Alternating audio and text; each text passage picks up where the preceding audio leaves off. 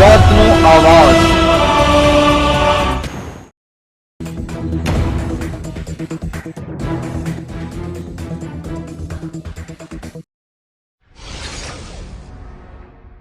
ભરૂચ જિલ્લાના અંકલેશ્વરના ભરૂચ નાકા વિસ્તાર પાસે ખુરશી પર બેઠા બેઠા એક ઇસમનું મોત થઈ ગયું। અંકલેશ્વર એ ડિવિઝન પોલીસે મૃતદેહનો કબજો મેળવી તપાસ આરંભી દીધી। રાજ્યમાં સતત વધી રહેલ કુદરતી મોતનો કેસે લોકોની ચિંતામાં વધારો કરી દીધો છે।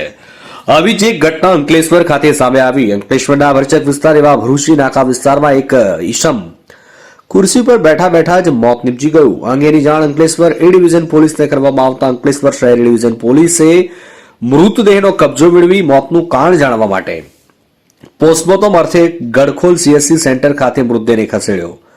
ત્યારે મળતી પ્રાથમિક માહિતી અનુસાર ઈસમ જૂના સક્કરપુર ગામનો હોવાનું સામે આવ્યું છે। જો કે આ અંગેની હજી વધુ તપાસ અંકલેશ્વર શહેર એ ડિવિઝન પોલીસ મથક ચલાવી રહી છે।